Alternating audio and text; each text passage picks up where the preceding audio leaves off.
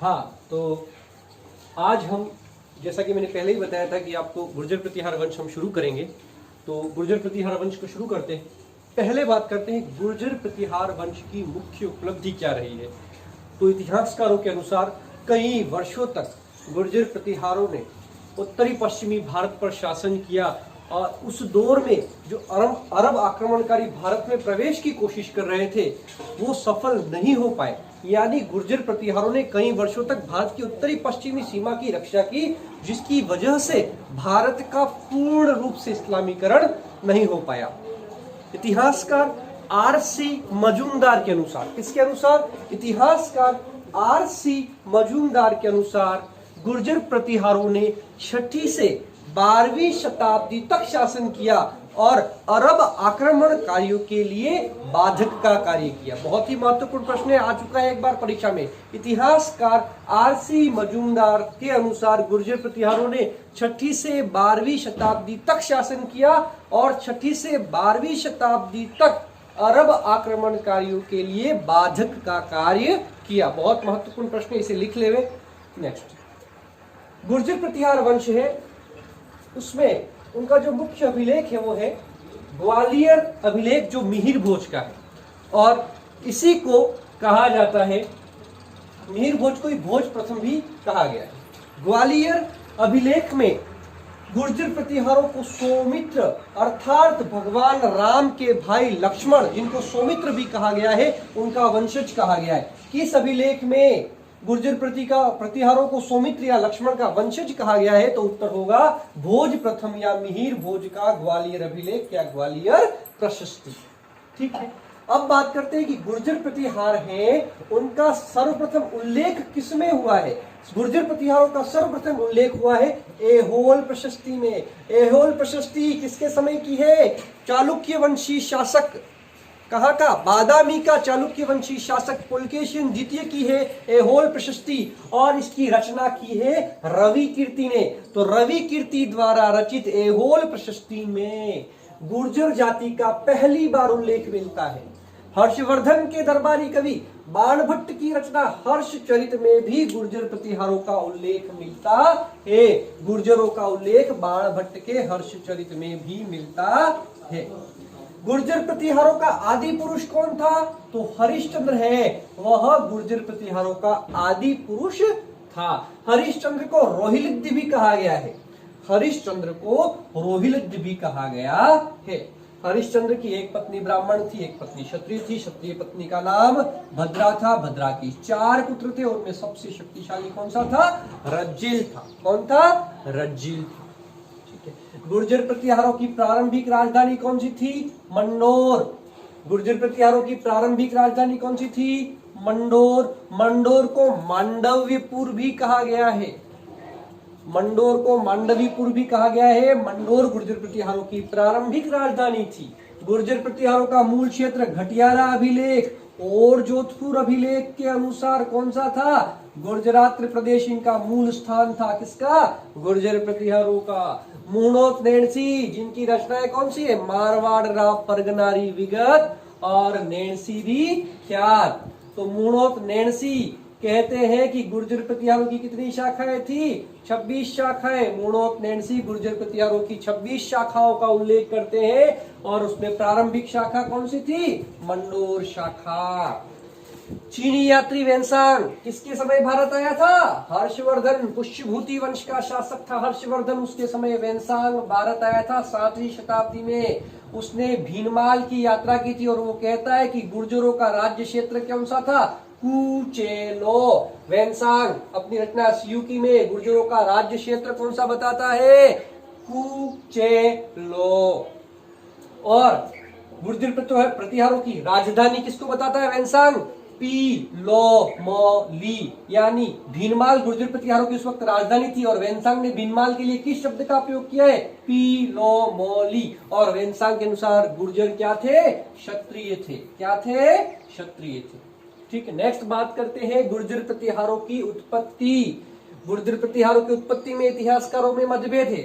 ठीक है, अब बात करते हैं विदेशी उत्पत्ति। तो विदेशी उत्पत्ति में भी विदेशी खज्र जाति की संतान माना है गुर्जर प्रतिहारों को। और ये कौन कौन मान रहे हैं? कैम्पबेल, जैक्सन और डी.आर. भंडारकर। कैम्पबेल, जैक्सन और डी.आर. भंडारकर के अनुसार गुर्जर प्रतिहार विदेशी खज्र जाति की संतान थे। याद कैसे करेंगे इसको? तो जैक्सन की केप में खजूर का भंडार, जैक्सन की केप में खजूर का भंडार। जैक्सन, कैम्पबेल और भंडारकर के अनुसार गुर्जर कौन थे? खज्र जाति की संतान, विदेशी खज्र जाति की संतान। विदेशी हुणों की संतान किसने बताया है गुर्जर प्रतिहारों को? स्मिथ, ब्यूलर और हर्नले। विदेशी हुणों की संतान थे गुर्जर प्रतिहार। कौन कह रहा है? स्मिथ, ब्यूलर और हर्नले। गुर्जर प्रतिहार विदेशी शक कुषाणों की संतान थे। किसने कहा? कनिंघम ने। विदेशी कुषाणों की संतान थे, ये पूछा जाए तो भी क्या होगा? कनिंघम। गुर्जर प्रतिहार कुषाण विदेशी कुषाणों की संतान थे। कौन कह रहा है? कनिंघम। गुर्जर प्रतिहार भारतीय क्षत्रिय थे, ये कौन कह रहे हैं? गौरी शंकर हीराचंद ओझा, जो राजस्थान के इतिहासकार हैं, उनके अनुसार गुर्जर प्रतिहार भारतीय क्षत्रिय थे। गौरी शंकर हीराचंद ओझा, सी.वी. वैद्य और दशरथ शर्मा, इन तीनों के अनुसार गुर्जर प्रतिहार भारतीय क्षत्रिय थे। सी.वी. वैद्य के बारे में एक और फैक्ट याद कर लेना अभी। सी.वी. वैद्य ने बाप्पा रावल को भारत का चार्ल्स मार्टल कहा है। सी.वी. वैद्य ने बाप्पा रावल को भारत का चार्ल्स मार्टल कहा है। ग्वालियर अभिलेख पहले ही बात की, किसका है? मिहिर भोज का। मिहिर भोज को ही क्या कहा गया है? भोज प्रथम। ग्वालियर अभिलेख में गुर्जर प्रतिहार शासक वत्सराज को एक क्षत्रिय पुंगव अर्थात क्षत्रियों में सिरमौर कहा गया है। किसको? वत्सराज को। किस अभिलेख में? ग्वालियर प्रशस्ति में। ग्वालियर प्रशस्ति किसकी है? मिहिर भोज की। मिहिर भोज को ही क्या कहा गया है? भोज प्रथम। नेक्स्ट बात करते हैं गुर्जर प्रतिहारों की जानकारी के। ऐसे तो बहुत सारे स्रोत है, लेकिन मुख्य स्रोत कौन सा है? गुर्जर प्रतिहारों की जानकारी के जो मुख्य स्रोत है वो अपन देखते हैं तो कल्हड़ की राज तरंगिणी, इसमें नागभट्ट द्वितीय के बारे में कुछ बातें कही गई हैं। प्रभावक प्रशस्ति किसकी रचना है? जिनप्रभ सूरी। ये जो कल्हड़ की राज तरंगिणी है वो मुख्य रूप से किसका इतिहास बताती है? कश्मीर का। मुख्य रूप से किसका इतिहास बताती है? कश्मीर का। नेक्स्ट बात करते हैं पृथ्वीराज विजय, इसकी रचना है जयानक की। पृथ्वीराज विजय में जयानक क्या कहते हैं कि दुर्लभराज चौहान या दुर्लभराज चाहमान किसका सामंत था? गुर्जर प्रतिहार शासक वत्सराज का सामंत था। कौन? दुर्लभराज। यानी चौहान है वो पहले किसके सामंत थे? गुर्जर प्रतिहारों के। गुहिल भी किसके पहले सामंत रहे हैं? गुर्जर प्रतिहारों के। नेक्स्ट बात करते हैं राजशेखर। राजशेखर किसका दरबारी था? तो गुर्जर प्रतिहार शासक महिपाल और महेंद्रपाल दोनों के दरबार में रहा है। लेकिन यदि प्रश्न इस तरीके से आए कि राजशेखर दरबारी थे, ए महेंद्रपाल, बी महिपाल, सी नागभट्ट द्वितीय और डी वत्सराज, ऐसी स्थिति में हमें उत्तर महेंद्रपाल चुनना है, क्योंकि इस तरीके से प्रश्न आ चुका है और उत्तर महेंद्रपाल माना गया है। एक यदि प्रश्न ऐसे आए राजशेखर दरबारी थे, एक महेंद्रपाल, दो महिपाल, तीन नागभट्ट द्वितीय और चार वत्सराज, और फिर पूछे सही उत्तर है ए 1 2, बी 1 2 3, सी 3 एवं 4 और डी 1 2 3 4, उस वक्त तो उत्तर होगा 1 और 2, यानी महिपाल और महेंद्रपाल दोनों। लेकिन महिपाल और महेंद्रपाल में से एक चूज करने की बात आए तो अपन उत्तर क्या करेंगे? महेंद्रपाल। राजशेखर की रचनाएं कर्पूर मंजरी, काव्य मीमांसा, विद्वशाल भंजिका, भुवन कोश, हर विलास और बाल रामायण, ये किसकी रचनाएं हैं? राजशेखर की। राजशेखर को महेंद्रपाल ने क्या कहा था? प्रतिहार गुरु। ये आगे हम शासक पढ़ेंगे उसमें पढ़ेंगे।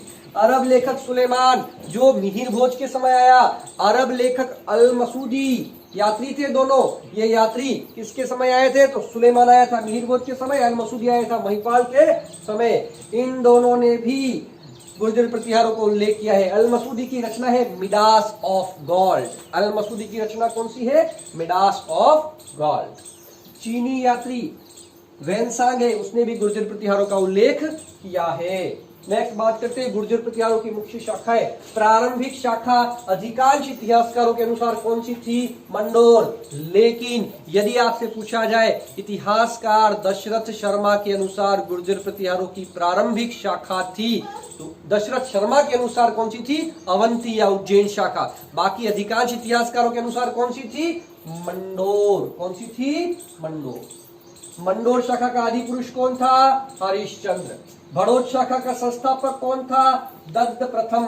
गुर्जर प्रतिहारों की बड़ौद शाखा का संस्थापक दद्द प्रथम। गुर्जर प्रतिहारों की भीनमाल शाखा, उज्जैन शाखा और कन्नौज शाखा, इन तीनों शाखाओं की वंशावली का प्रारंभ किसके साथ प्रारंभ होता है? नागभट्ट प्रथम के साथ। लेकिन प्रश्न आपसे पूछा जाए कन्नौज को गुर्जर प्रतिहारों की राजधानी किसने बनाया, तब उत्तर होगा नागभट्ट द्वितीय। तब उत्तर क्या होगा? नागभट्ट द्वितीय। प्रश्न, भीनमाल, उज्जैन और कन्नौज की गुर्जर प्रतिहार शाखाओं की वंशावली का प्रारंभ किससे होता है? नागभट्ट प्रथम से। राजोगढ़ अलवर में यहाँ पर भी गुर्जर प्रतिहारों की एक शाखा ने शासन किया है। राजोगढ़ के अभिलेख में यहाँ का संस्थापक कौन था नहीं मिलता है, लेकिन राजोगढ़ अभिलेख में यहाँ 2 शासकों ने शासन किया, उनके नाम मिलते हैं। एक तो नाम मिलता है सावट का और एक मंथन देव का। प्रश्न पूछा जा सकता है सावट और मंथन देव का संबंध गुर्जर प्रतिहारों की किस शाखा से था? उत्तर होगा राजोगढ़। ठीक है, ढूंढाड़ और माचेड़ी में भी गुर्जरों का शासन रहा है और उनके लिए बड़ गुर्जर शब्द का प्रयोग हुआ है। किस शब्द का?